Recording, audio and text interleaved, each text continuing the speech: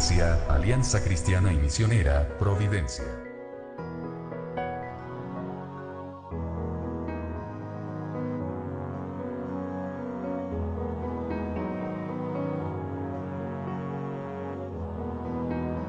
Les esperamos en Avenida General Bustamante 60, Providencia. Síguenos en Así Providencia.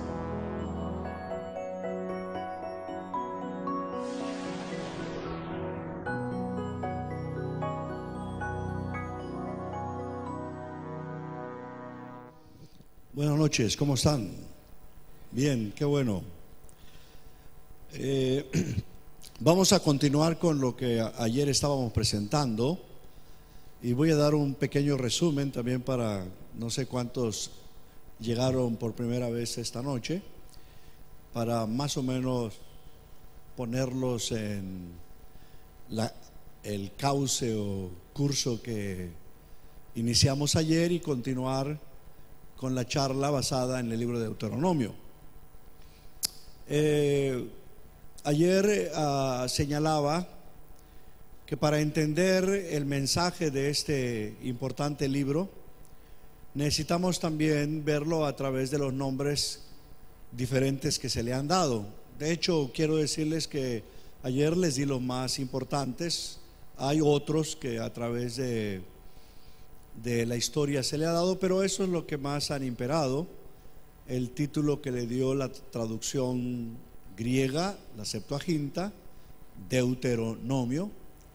El nombre que originalmente se le dio en el hebreo, no dije ayer que en la antigüedad, no solamente en los escritos hebreos, sino también en los escritos sumerios y de todo el mundo del antiguo cercano oriente de esa época, los títulos de los libros no eran esos títulos tan atractivos que hoy se le dan, ¿no? Cuando escribimos libros, la gente nos dice, ponle un nombre que atraiga. Por ejemplo, el librito que escribimos dos colegas y yo sobre Miqueas, pues uno le puede poner el mensaje de Miqueas para hoy, algo así. Pero nos pidieron que le pusiéramos un nombre que se venda, ¿no? Ahí entra la mercadotecnia. Y entonces le pusimos denuncias de ayer que incomodan hoy. Ya atrae más, ¿no? El mensaje de Miqueas. Pero como que la mercadotecnia no imperaba en aquella época y simplemente eran demasiado pragmáticos y prácticos. ¿Con qué palabra o con qué frase empieza el libro? Bueno, el libro de Deuteronomio, Elech Hadebarim. Pues ese es su título. ¿Cómo empieza el libro de Génesis? Pues Bereshit bara Elohim. Bueno, pues Bereshit es su nombre. Y así. Y lo que indica es que suponían ellos primero que lo más fácil es llamarle como empieza el libro. Pero por otro lado, ese empezar del libro de alguna manera dictaba la dirección que el libro iba a tomar. Y como les explicaba ayer, que el libro de Deuteronomio, que en griego, el griego significa la segunda enseñanza o segunda ley, su título en hebreo es Estas son las palabras. Bueno, si el libro va a hablar de estas son las palabras, quiere decir que el tema central es hablar de las palabras por medio de palabras. Y entonces por eso hablábamos ayer de Deuteronomio, que el libro de palabras que se presenta a través de las palabras.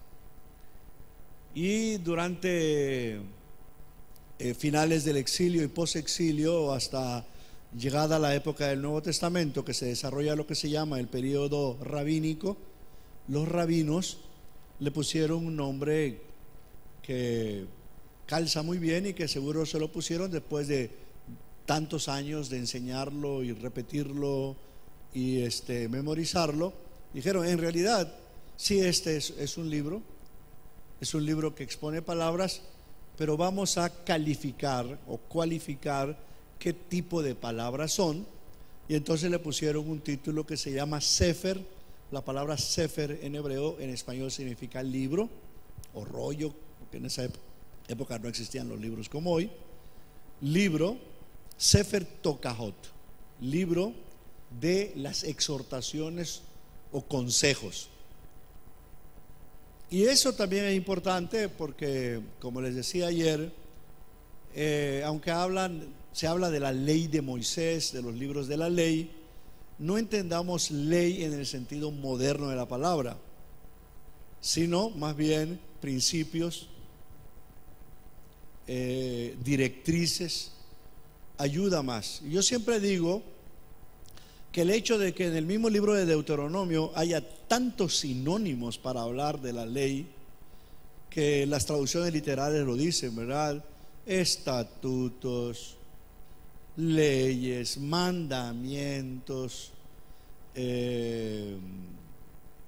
juicios, etcétera, en realidad demuestra que como que había una especie de ambigüedad y de falta de, digo yo no diría de seguridad, pero sí como que la cantidad de sinónimos para hablar de esto que le llaman leyes indica que había una definición de estos conceptos mucho más amplia de lo que da una sola palabra. Y un ejemplo de ellos es el Salmo 119, que el Salmo 119 en sus 176 versículos, prácticamente cada versículo de ese salmo presenta un sinónimo de los mandamientos. Son 8 interesantes, más 2 más que son 10 que no son sinónimos pero que están relacionados con ellos. Entonces Deuteronomio y varios libros que están relacionados con el libro de Deuteronomio no van a usar un solo nombre, sino van a usar varios nombres para referirse a todo esto que se conoce como ley, lo cual indica que es mucho más amplia la definición que un solo concepto. Bueno, eso es lo que hablábamos ayer. ¿Se acuerdan que hablábamos de la estructura concéntrica? En el centro, en el corazón, está lo que se conoce como el código deuteronómico o la ley deuteronómica, y en torno a ese corazón está la sección parenética o la sección de consejos y exhortaciones, establecer el principio que se va a seguir, y el círculo externo que lo forma el prólogo y el epílogo hablan de la historia completa del pueblo, pero desde esa perspectiva integradora, pasado, presente y futuro. Y finalmente anoche hablábamos del lugar que ocupa Deuteronomio en el canon. Sí, como dice el título, Deuteronomio, segunda ley, quiere decir que si hay una segunda enseñanza, entonces debe de haber una primera enseñanza, ¿no? Entonces, si hay una primera enseñanza, quiere decir que antecede al mensaje de Deuteronomio una primera enseñanza, y automáticamente son los libros que están antes de Deuteronomio: Génesis, pero sobre todo Éxodo, Levítico y Números. Viene Deuteronomio, y Deuteronomio también nos hace obligadamente a seguir una lógica obvia también, que si hay una primera y una segunda enseñanza, pues por consecuencia lógica también va a haber ¿qué? Una tercera, una cuarta, una quinta, y así para siempre. Y eso lo demuestra el lugar de Deuteronomio en el canon. Deuteronomio es un puente entre los primeros libros del Pentateuco y los libros que siguen, que explicaba yo que en el canon palestinense o en la Biblia hebrea, los libros que siguen son Josué, Jueces, Samuel y Reyes, que en los estudios bíblicos contemporáneos se conocen como literatura deuteronómica. ¿Y por qué se le llama literatura o tradición deuteronómica? Porque fueron escritos a la luz del mensaje del libro de Deuteronomio. Entonces Deuteronomio es un texto puente, y por lo tanto también no solo literariamente, no solo desde el punto de vista de su posición canónica, de su mensaje, sino también de alguna manera cronológica.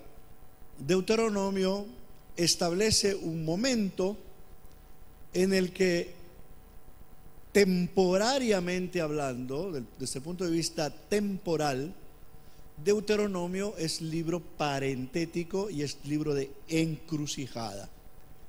Lo que tiene ese libro es: ¿qué nos dio Dios en el desierto? En el Sinaí, cuando nos dio el documento de alianza.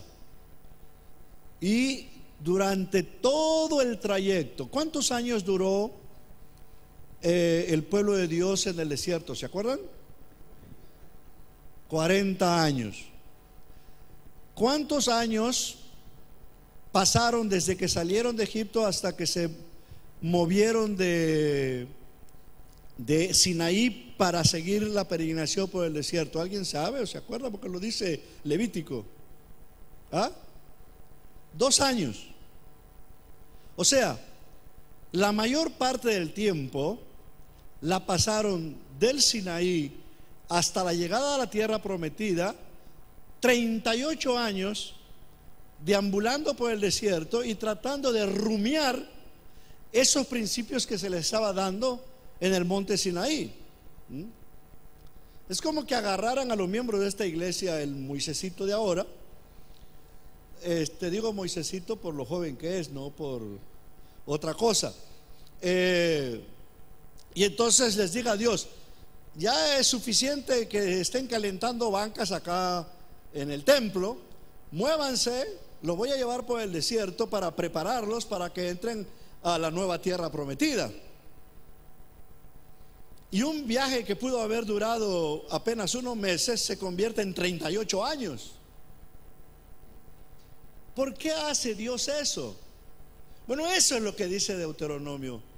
Somos tan tontitos, somos tan cabezas duras, somos tan lentos para aprender, que en lugar de mantenernos sentados en una aula con clima artificial, nos manda al desierto para ver si lo que salió de la boca de Dios se puede hacer carne en el pueblo que tiene que vivir de acuerdo con esa enseñanza, pero no sentado cómodamente en los bancos de un templo, sino caminando en un desierto árido, como dice el mismo Deuteronomio, candente, donde no tienes un centro comercial para ir a comprar la ropa de última moda o los zapatos más cómodos para poder caminar media hora, o el paraguas o la sombrilla para que no te dé el sol, o el abrigo para que la noche no te congele, sino, como dice el mismo texto, para que aprendas a depender de Dios, porque no solo de pan o de aire acondicionado o de ropa de última moda vive el ser humano, sino de toda palabra que nace, que surge de la boca de Dios. Hermanos, eso que la antigua pedagogía decía, que la letra entra, ¿se acuerdan cómo decían? Con sangre. Eso es precisamente lo que les pasó al pueblo de Israel en el desierto.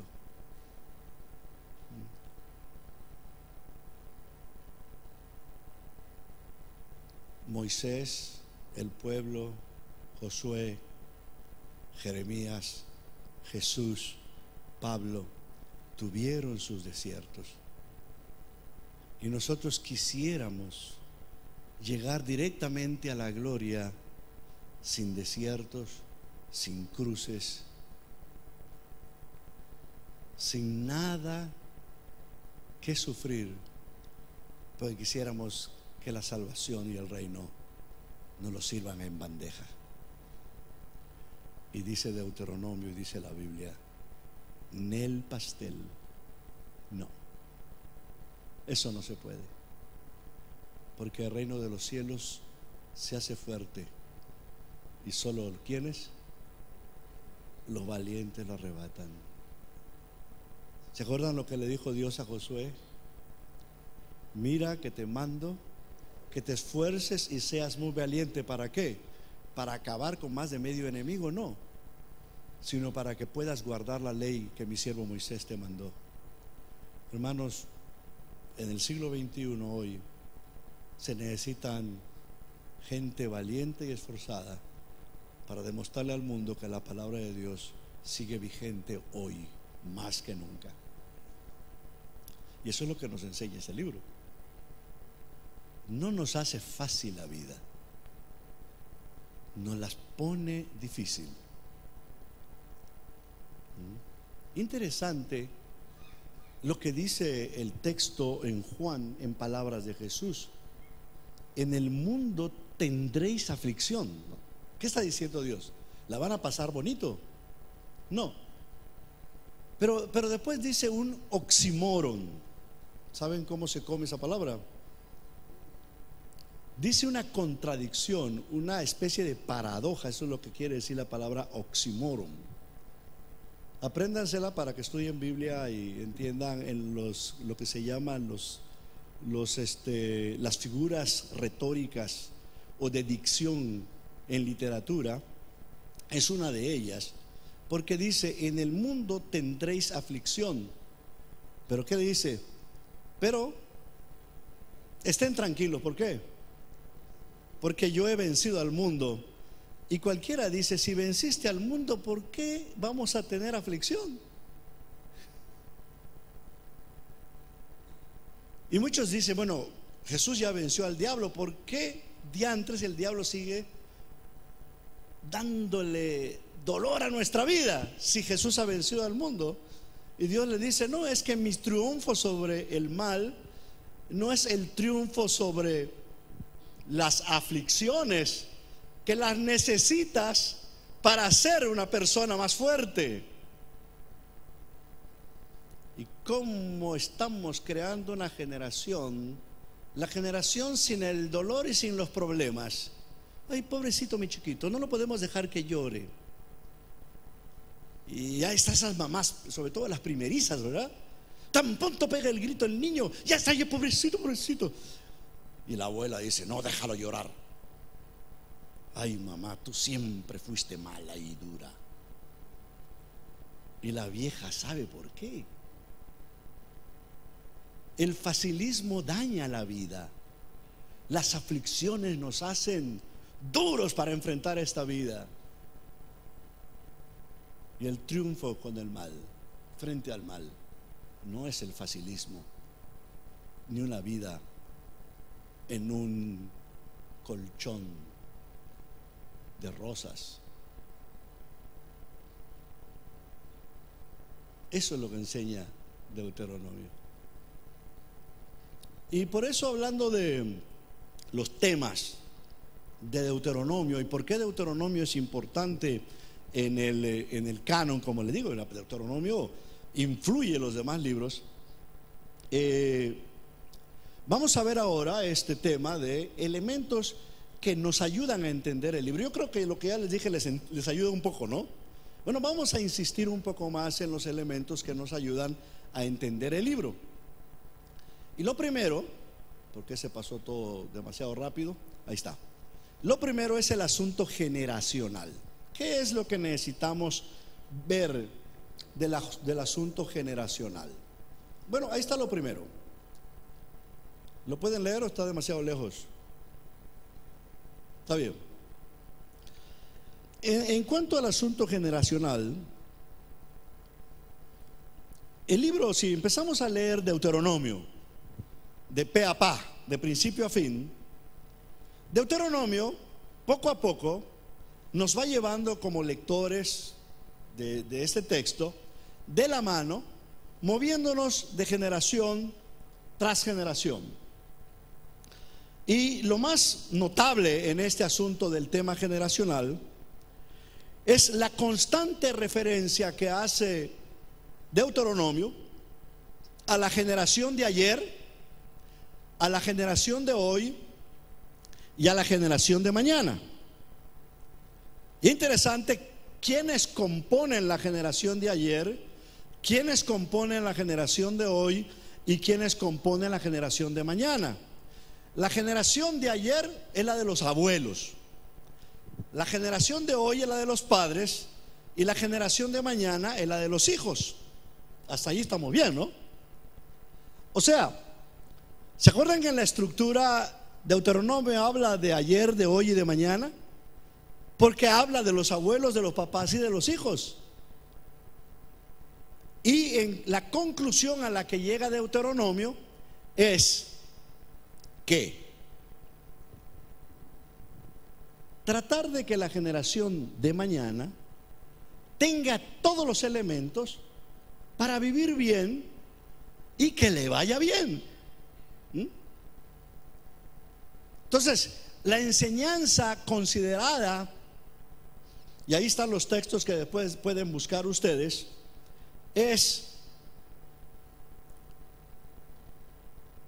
que las generaciones anteriores a la de mañana, a los hijos, la de los abuelos y de los padres, funcionen de tal manera que cuando esta generación de mañana se convierta en generación de hoy, vivan de tal manera que el pueblo de Dios pueda seguir existiendo como tal de generación tras generación, que es lo que de alguna manera recoge el mandamiento sobre los padres, el quinto mandamiento, que como dice Pablo en Efesios es el único mandamiento con ¿qué? Con promesa. ¿Se acuerdan que dice? Honra a tu padre y a tu madre. ¿Para qué? ¿Con qué motivo? ¿Con qué razón? Para que te vaya bien y para que permanezcas ¿qué? En la tierra que Jehová tu Dios te da. Honra a tu padre y a tu madre es un resumen de todo lo que enseña el decálogo y de lo que enseñan las reglas y mandamientos y estatutos de este libro, que es lo que es la voluntad de Dios. Si mi pueblo vive de acuerdo con mi voluntad, ¿qué va a pasar con él? Le va a ir re bien. Bueno, ¿qué es lo que espera el libro de Deuteronomio? Que la generación de ayer y la generación de hoy enseñen en palabra y ejemplo a la generación de mañana para tener una buena generación. De allí surgen dos preguntas interesantes para ustedes, los pedagogos y los maestros de escuela dominical, si es que todavía existe, o de talleres bíblicos, no sé cómo les llamen, para los padres que van a educar a sus hijos en los caminos del Señor. La primera pregunta que surge de un libro antiguo sobre pedagogía en la iglesia es: ¿tendrán fe nuestros hijos mañana? ¿Tendrán fe nuestros hijos mañana? Y eso, los que ya somos padres o abuelos, ya sabemos cuál es la respuesta. ¿Dónde están nuestros hijos? Y no me refiero solo al aspecto espacial, que si van o no van al templo. No, ¿dónde están en relación con su fe? ¿Les legamos una fe?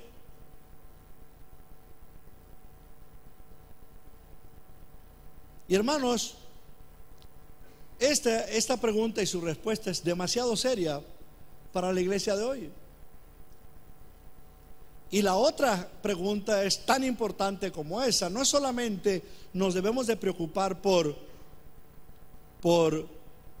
¿tendrán fe nuestros hijos mañana? Sino otra muy seria: ¿tendrá hijos nuestra fe?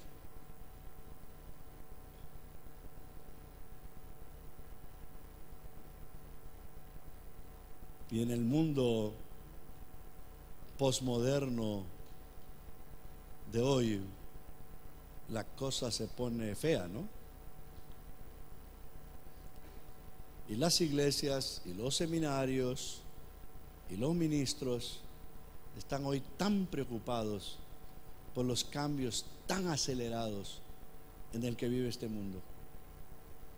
¿Cómo inculcar la fe nuestra a estas nuevas generaciones que están desesperadas por ya llegar a la meta de su vida, a la gloria, desde el punto de vista humano? Por eso Deuteronomio, como hemos estado diciendo estas noches, es un libro de encrucijada, porque no solamente nos enfrenta a la realidad de hoy, sino a la realidad de mañana, y nos enfrenta a la realidad del pasado. ¿Qué ha pasado en el pasado para que podamos vivir tranquilos hoy? ¿Y qué ha pasado entre el pasado y hoy para que tengamos esperanza para mañana? ¿Qué pasa si nuestro pasado está borroneado, oscuro, maltrecho, con una generación que no vivió de acuerdo con la voluntad de Dios y ahora está viviendo las consecuencias de ello? ¿Cómo puede una generación maltrecha, desobediente, contumaz y rebelde preparar a una generación buena para el día de mañana? Es seria la cosa, ¿no? Pues precisamente por eso el libro de Deuteronomio, como su primer elemento, nos presenta este asunto de las generaciones. Y ya se están dando cuenta por ese otro párrafo qué está pasando. La generación de los abuelos no hizo la voluntad del Señor. O sea, la generación de los abuelos es una generación reprobada. La generación de hoy, ¿qué pasa? Hay dos. Creo que la segunda está mejor que la mía, ¿no? Bueno, sigan anotando, hermano. La generación de presente, ¿qué está? Ahí está el hermano que me ofreció su... Tiene miedo de darme el bueno porque tiene miedo de que yo se lo robe. Este es mejor. Está fabuloso, gracias por el regalo. No, se lo devuelvo. La generación del presente está, como dice allá, a prueba. Y la generación del mañana, dependiendo de la enseñanza de los de hoy, podrían ser infieles o podrían ser fieles y obedientes. Ese es el reto de Deuteronomio. ¿Qué puede hacer una generación reprobada para preparar a una generación para que viva bien? Y ahí es donde nosotros con seriedad debemos de revisar la historia de nuestras denominaciones y de nuestra iglesia. ¿Y saben qué es lo más triste de la vida cristiana el día de hoy? Que no conocemos nuestro pasado. Yo siempre me pregunto, ¿qué iglesia local hoy da clases de historia de la iglesia a sus miembros? Uno le pregunta, a ver, ¿qué sabes tú de San Jerónimo? ¿Qué sabes tú de Crisóstomo? ¿Qué sabes tú de San Agustín?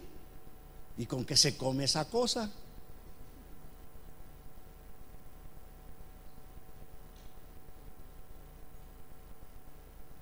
Ese es el problema que tenemos.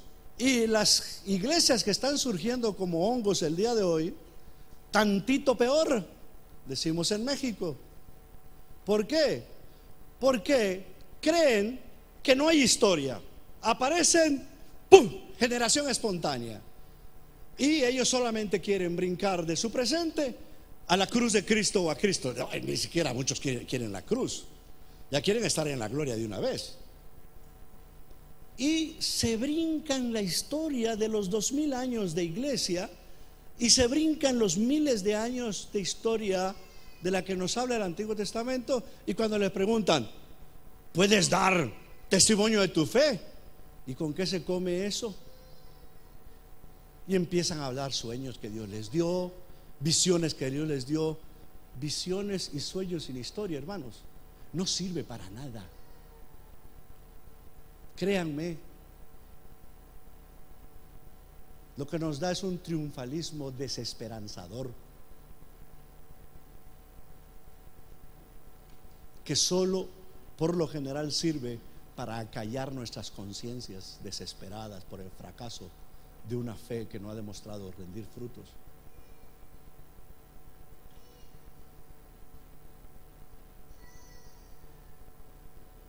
Les estoy hablando muy duro, ¿verdad? Necesitamos despertar nuestras conciencias.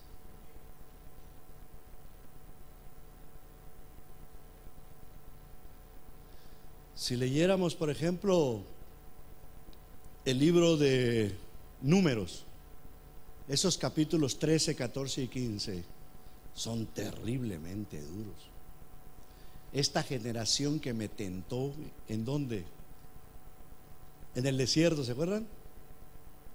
Esta generación terca, contumaz y rebelde, que no entendió esa promesa de guardarlos en el desierto, y termina diciendo Dios con palabras tan duras: se van a quedar aquí en el desierto, no van a entrar a la tierra prometida. Y Moisés, contento, decía: eso lo dice por ustedes, no me lo dice a Dios, a mí. Y cuando Moisés le ora a Dios: Señor, déjame entrar a la tierra prometida, y Dios no le dijo lo que quería oír Moisés, y más bien le dice: ya cállate, Moisés. De ahí aprendió Chapulín Colorado eso: cállate, no Chapulín, Kiko, ¿verdad? En el Chavo del Ocho: cállate, cállate que me desesperas. Es lo que Dios le dijo a Moisés: ya cállate, Moisés, me desesperas, no me ores más. Interesante cómo lo dice Moisés en el capítulo 3 de Deuteronomio: en aquella ocasión el Señor no me oyó. No, claro que sí le oyó. Lo que pasó es que le oyó, pues dice: este tipo me está hablando estupideces. A veces debemos de entender que muchas de nuestras oraciones terminan siendo estupideces. Suena duro también, pero así es también. Dice: ¿por qué Dios no me responde? ¿Por qué Dios responde como quiero? Si Dios nunca va a responder como tú quieres, hermano.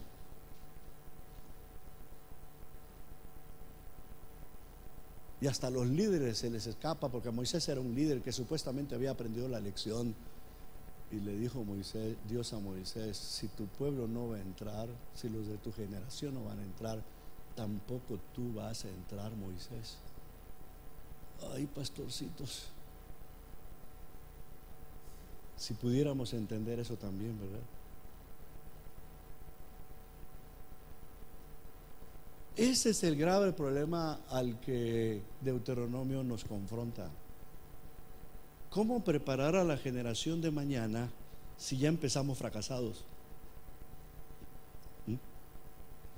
Pero hay esperanza, porque dice: bueno, no hay un salto en la generación de ayer hasta una generación de mañana, sino tenemos a la generación presente. Hay nuevas posibilidades. Y por eso el libro de Deuteronomio se enfoca en esta generación. Todo el libro de Deuteronomio habla desde la perspectiva de la generación de hoy, ¿verdad?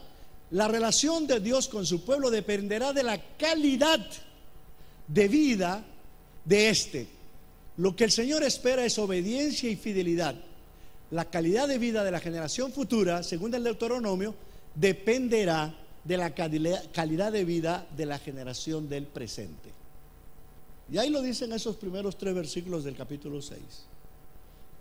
Enséñales los mandamientos que yo te he dado, repíteselos constantemente, para que puedan vivir en la tierra que yo les voy a dar. Hay esperanza, hermanos.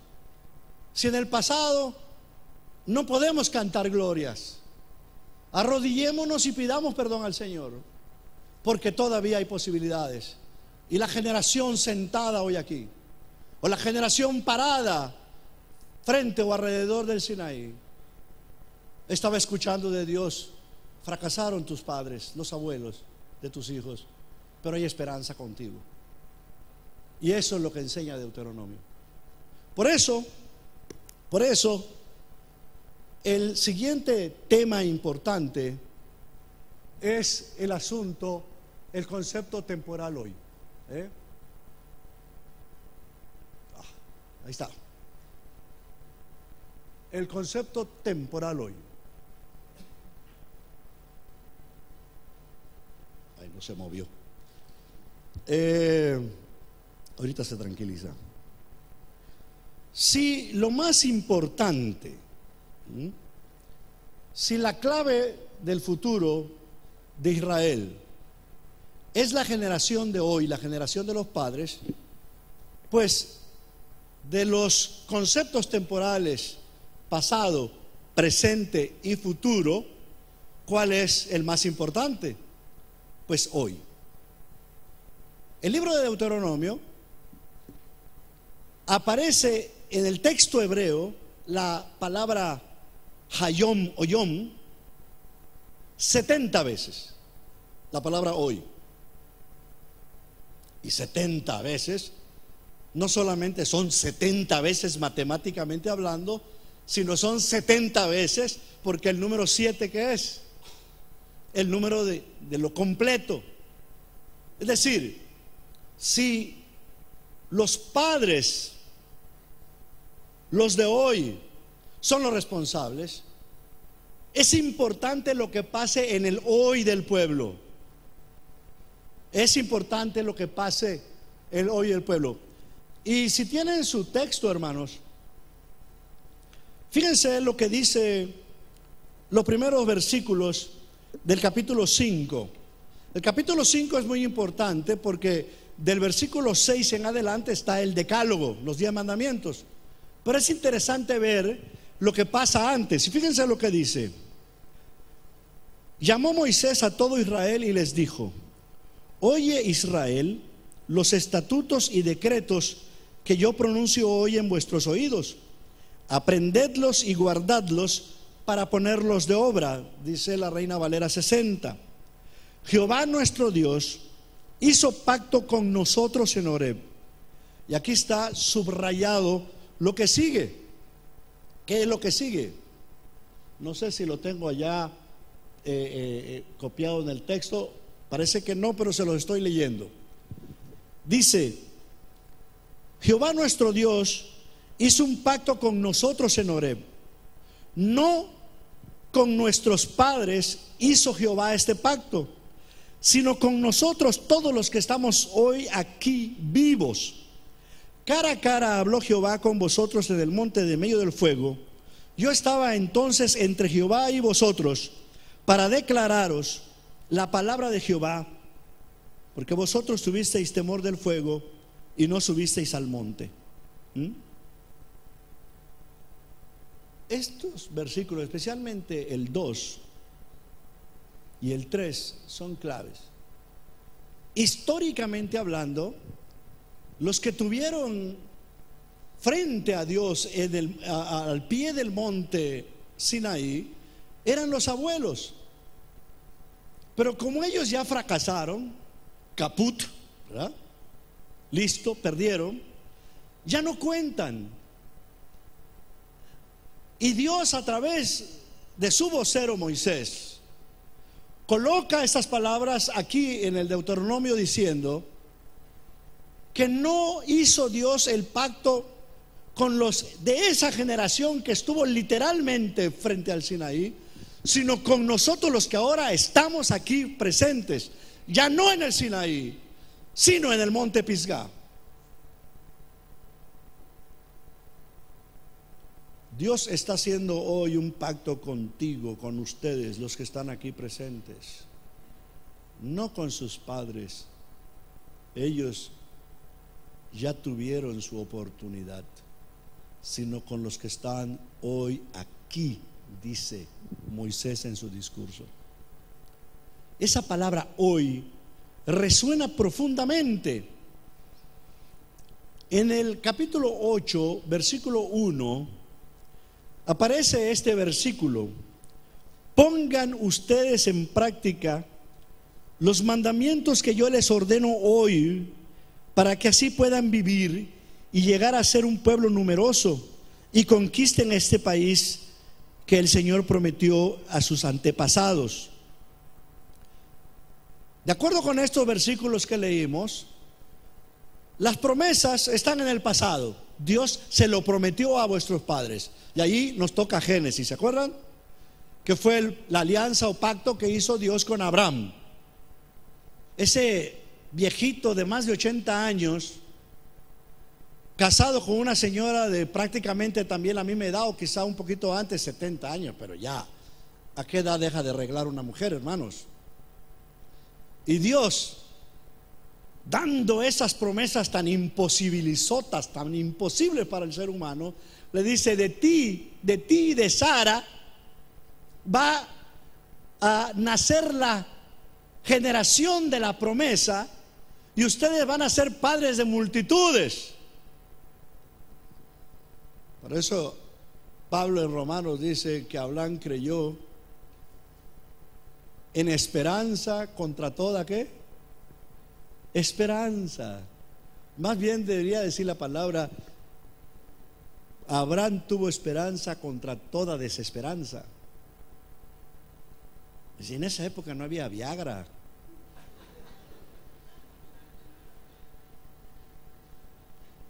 y no había inseminación artificial, porque hoy día inclusive dicen, bueno, si una mujer quiere llegar a ser una gran empresaria y no está lista a los 20, 25 años a ser mamá, que entonces se saque algunos óvulos, los congele, y cuando tenga 40 años pues simplemente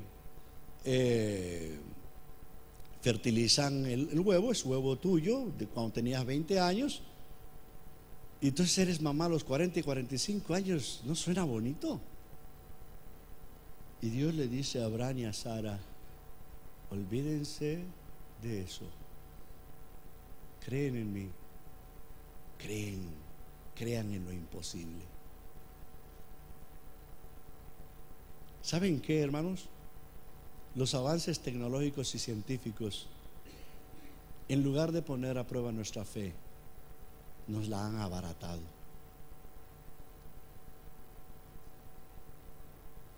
Por eso Dios le dijo a Pablo: Pablo, todo eso que habías alcanzado y que crees que es ganancia, tómalo por estiércol, que en la medida en que casi no tengas nada, mientras más débil eres, más se manifiesta el poder de mi gracia en ti. Por eso los metió 40 años en el desierto, para que sin tener nada lo tuvieran todo. ¿Cómo nos cuesta hoy, hermanos, depender del Señor?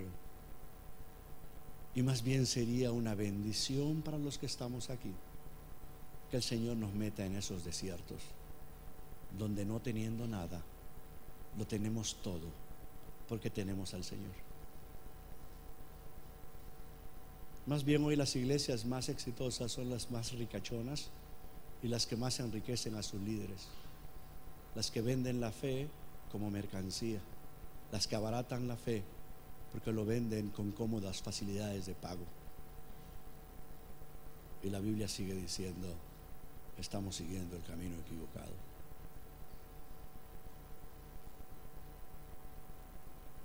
Interesante que junto con ese concepto hoy, el libro de Deuteronomio agrega otros términos también temporales, como no olvides, recuerda, cuida de no olvidar. O sea, la única manera de que el hoy tenga sentido es la memoria histórica. Uno de los problemas del pueblo de Israel, como es uno de los problemas del pueblo de Dios hoy, es la amnesia histórica. Al pueblo de Israel se le olvidaba, se le olvidó, se le puso en blanco el cerebro cuando de recordar las promesas y las grandes hazañas de Dios en el pasado, tenían que servir para abordar el presente y lanzarse al futuro. No recordaban cómo Dios los había tratado, y tenía que Dios constantemente recordarles: ¿no te acuerdas cuando estabas en Egipto y te saqué yo allí con mano dura, con mano poderosa? ¿Cómo hice caer al ejército del faraón y sin que tú hicieras nada, yo derroté a ese ejército? O cuando pasaste por el desierto, ¿acaso necesitaste de un techo para que te cubriera del sol? ¿O tu ropa se dañaba? ¿Tus zapatos se desgastaban?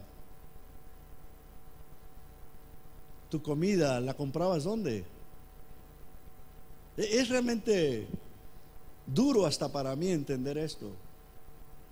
La manera en la que Dios, en su pedagogía, enseña el camino de la fe. Y en realidad, Deuteronomio no nos las pone fácil a nadie. Un libro de encrucijada nos dice que hay que estar bien preparados para el siguiente paso. Junto con lo que es el asunto de las generaciones, junto con lo que es ¿dónde dejé mi? Junto con lo que es el concepto temporal hoy, el tercer elemento que necesitamos entender es la historia condicional. Ahí lo hace todavía un poco más difícil. La generación pasada fracasó, contumaz, rebelde, idólatra. ¿Se acuerdan cuando Josué en el capítulo 24 desafió al pueblo a servir al Señor? Y dice: ¿qué quieren o qué deciden hacer? ¿Adorar y servir a los dioses que sus padres adoraron al otro lado? ¿O van a servir al Señor, a Yahvé, a Jehová? Y la propuesta de Josué, ¿cuál fue? Yo y mi familia vamos a ser servidores del Señor, y ustedes elijan. Y por eso el valor de la generación de hoy. Bueno, este hecho hace que de nuevo coloquemos el énfasis en el presente, porque es una historia condicional. Cuando la historia es condicional, ¿qué es lo que pasa? Bueno, la historia y los resultados de ella dependen por un lado de Dios y dependen por otro lado del pueblo. Dios da las promesas y Dios cumple sus promesas. Obviamente se supone que sí, pero ¿cuándo ocurre que Dios aparentemente no cumple sus promesas, o por lo menos lo que esperábamos que Dios cumpliera? Cuando falla la parte del ser humano. Y ahí está la historia condicional. La historia será esta o aquella, sí, dependiendo de cómo el pueblo de Dios responda a la palabra de Dios. Y dependiendo de cómo responda a esto. Si ustedes leyeran estos textos que están acá, 8, 19, 28, 1 al 68, 31 al 20, allí está exactamente lo que podría ocurrir. El capítulo 28 es muy importante. Empieza diciendo que si nosotros obedecemos la palabra del Señor, ¿qué pasa con nuestras familias y con el pueblo? Su tierra va a estar fértil, ¿se acuerdan? Su ganado va a producir en cantidades espectaculares, sus esposas van a ser fértiles, va a haber niños por doquier en el pueblo, no les perseguirán las plagas, no sufrirán de las enfermedades. O sea, le estaban planteando el paraíso. Y después la segunda parte del capítulo 28 dice: pero si ustedes no cumplen con mis palabras, otra cosa pasará. Es decir, Para que la historia de Israel se escribiera de acuerdo como Dios quería, tenía que haber un balance entre la responsabilidad de Dios con la responsabilidad del ser humano. Es decir, Dios nos dice: esto es lo que yo propongo, esto es lo que yo les propongo y esto es lo que espero de ustedes, y tienen que coincidir ambas cosas. Cuando no coinciden, ¿qué pasa? Todo lo contrario de lo que Dios quiere. Algunos eruditos que han trabajado con mucho cuidado la formación de los libros del Antiguo Testamento, en este caso, por ejemplo, Deuteronomio, dicen que si bien Moisés podría considerarse como el autor intelectual del libro, definitivamente Moisés no se sentó a escribirlo. O sea, cuando se habla de autores en la Biblia, no es porque ellos se sentaron a escribir, no, sino porque ellos fueron los voceros de Dios en ese momento. Y dicen que el libro de Deuteronomio, como muchos libros de la Biblia, se fueron formando, o sea, se fueron escribiendo con el paso del tiempo. Interesante que en su primer momento histórico, Deuteronomio fue un libro de encrucijada, y es un libro que se le da al pueblo cuando todavía no está en la tierra prometida, ¿no es cierto? Está a las puertas de la tierra prometida. Se dice que cuando el libro ya aparece como escrito, la primera parte, la parte más antigua, no son los hechos históricos, sino son estas demandas. ¿Se acuerdan ese texto en Segundo de Reyes, cuando Josías manda a hacer arreglos en el templo? ¿Y qué pasa cuando llega el sumo sacerdote? ¿Qué le cuenta a ese sumo sacerdote a Josías? Hemos encontrado el libro de la ley. Entonces muchos eruditos piensan que ese libro de la ley encontrado en la reconstrucción del templo es el corazón del libro de Deuteronomio, que no tiene relatos históricos, sino tiene esa enseñanza que Dios quiere que el pueblo aplique.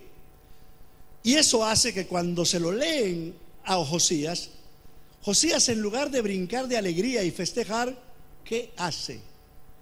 Se pone a llorar. Y cuando oyen llorar al rey, ¿qué hace el pueblo? Pues a llorar también.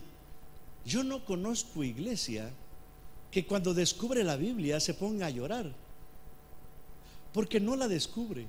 Estamos tan acostumbrados a tenerla físicamente con nosotros que ya ni comezón nos da.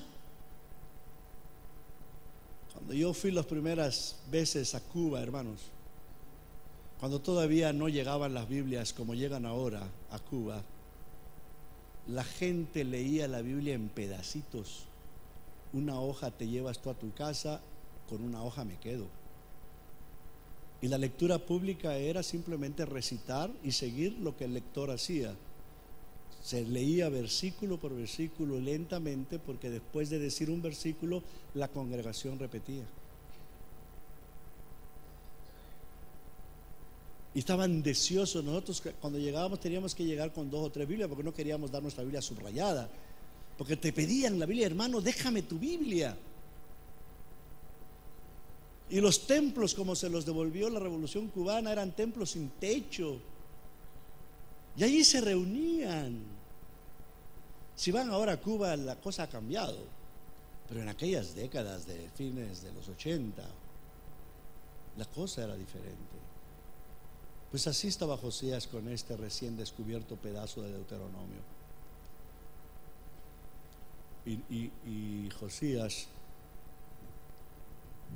le tocó un reinado de encrucijada, porque todavía sonaba bastante fuerte en sus oídos y los de su generación la derrota de Israel del norte, ¿no? Cuando cayó en el 722, cuando los asirios tomaron Samaria, y ahora le tocaba ser rey de un pueblo que apenas estaba subsistiendo. Y entonces lee esto que estamos diciendo, si cumples con las enseñanzas que te doy hoy, no fracasarás. Hermanos, en tiempo de encrucijadas se prueba la fe. Y en tiempo de encrucijadas es cuando más tentación hay de cambiar al verdadero Dios por ídolos. Y hoy vivimos en tiempo de encrucijadas.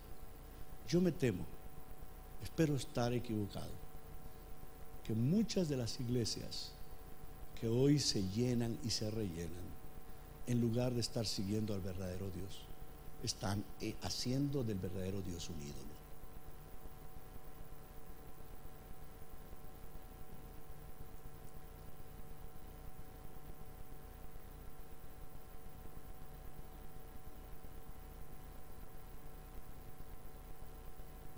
¿Se acuerdan en el capítulo 7 de Jeremías?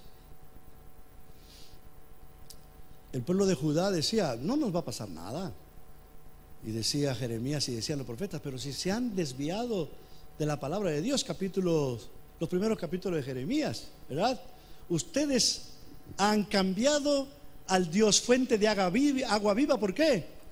Por cisternas rotas que no retienen el agua. Regresen a esas fuentes de agua viva. Y el pueblo decía, y ahí está el capítulo 7, mientras exista el templo de Jerusalén, Jerusalén no va a ser derrotada, porque habían puesto su confianza no en el Dios del templo, sino en el templo de ese Dios. Y dice, ustedes están poniendo su fe en el lugar equivocado. Y se los tuvo que repetir Jesús a sus discípulos cuando estaban tan emocionados de ver ese edificio tan lindo. Qué paredes, qué campanas, qué torre, qué escultura. No quedará piedra sobre piedra, todo va a ser destruido. Hermanos, la fe bíblica se basa no en las cosas materiales que podemos tocar y de las que nos podemos agarrar, sino de la palabra de Dios que se hace realidad en nuestra vida. Y eso es lo que Deuteronomio nos está insistiendo. De tu conducta, pueblo de Dios, depende si esa historia condicional se vuelve afirmativa o se vuelve un no rotundo. Por eso el tema de la historia condicional es esencial en la vida del pueblo. El otro elemento, obviamente tiene que ser así, es el tema de la enseñanza, ¿no? Si hay peligro de que la generación de hoy fracase como la de ayer y no pueda preparar bien a la de mañana, hay que enseñar, hay que enseñar, hay que enseñar. Y la enseñanza es clave. Ya ni me acuerdo, creo que lo dejé arriba, ¿verdad?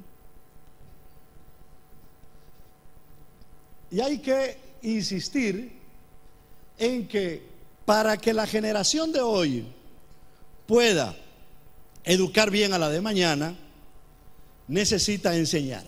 Y ahí está lo que dice este libro, este párrafo. No hay otro libro en la Biblia que coloque la instrucción de niños y jóvenes en el centro de su mensaje como lo hace Deuteronomio. No hay otro libro en la Biblia, a lo menos en el Antiguo Testamento, pero el Nuevo Testamento tiene que ser, porque no. La enseñanza es clave para que esa historia condicional se convierta en un sí rotundo. Enseñemos, enseñemos, enseñemos. Y por eso la enseñanza es clave y esencial en la formación que la generación de hoy tiene que hacer con la generación de mañana. Deuteronomio es el único libro del Pentateuco que usa la palabra, el verbo hebreo lamad, enseñar, e incluye en sus páginas expresiones tomadas del mundo sapiencial. Oye, escucha, se los decía yo ayer, ¿se acuerdan? ¿Por qué? Porque está volcado a la enseñanza. Y aquí está otra cosa importante. Deuteronomio dice que los padres son los principales sujetos de la enseñanza Y el hogar es el centro de la educación para la fe. No son los seminarios, no son los institutos bíblicos, no es el templo ni ese edificio educacional, por más bonito y elegante que sea, el lugar donde se va a enseñar y educar a la generación de mañana para la fe, sino es el hogar.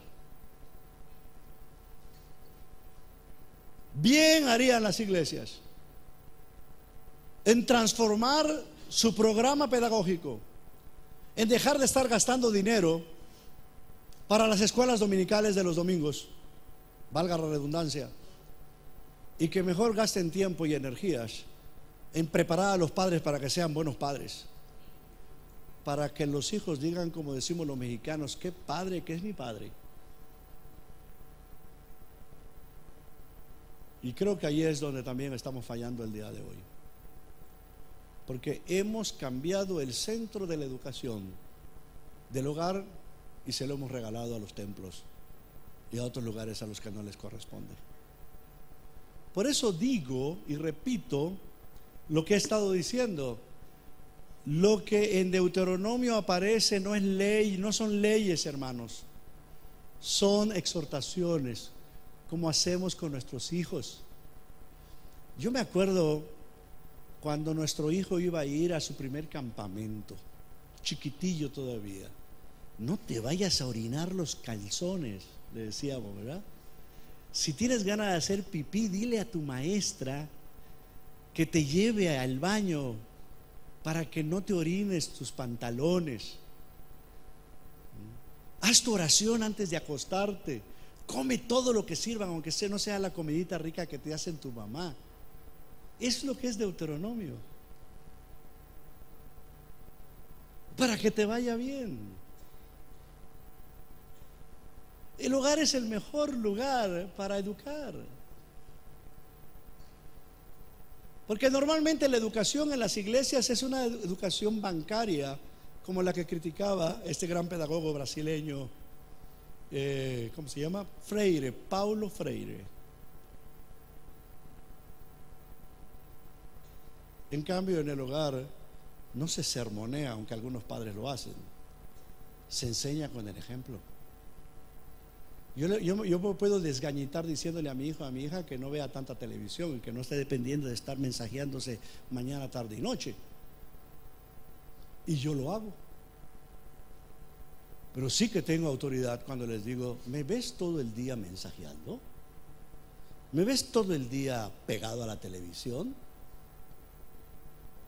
Ay, papito chulo, te amo mucho, me dice mi hija. Demuéstramelo, no me lo digas.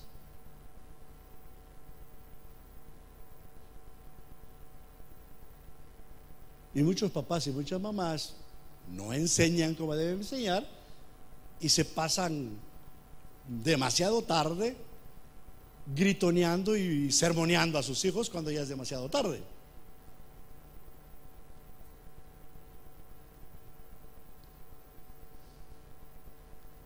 Para que esa historia condicional sea una muy buena historia, necesitamos de una muy buena educación. Así que preparemos a los papás y a las mamás a que agarren su responsabilidad de educar en el hogar para la fe. No es demasiado tarde. No es demasiado tarde.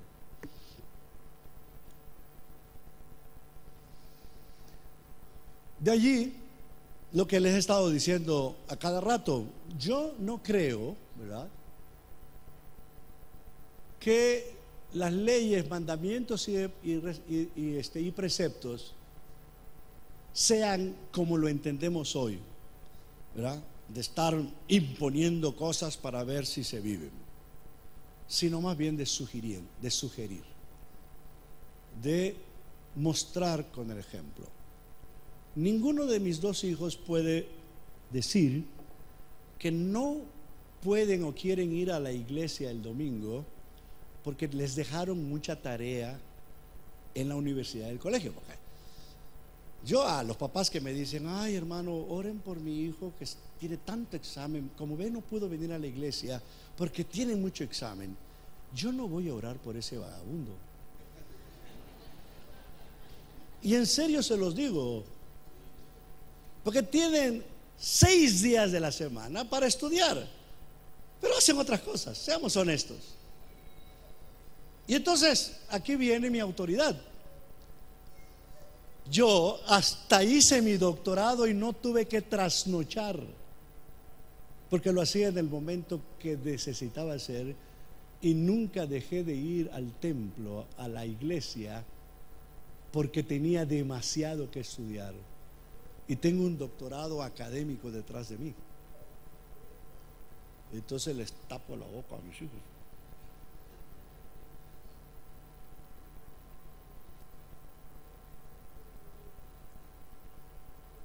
Hermanos,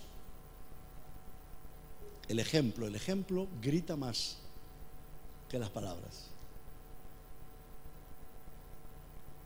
Y por eso las leyes no son impositivas, las leyes son formativas. Y creo que de eso habla bastante Deuteronomio. Torá y sus sinónimos no se usan para referirse a un cuerpo legal dirigido por una élite judicial y para ser implantados en la sala de juicio. Son principios, directrices, enseñanzas para todo el pueblo y para ser usado en todos los niveles de la sociedad hebrea.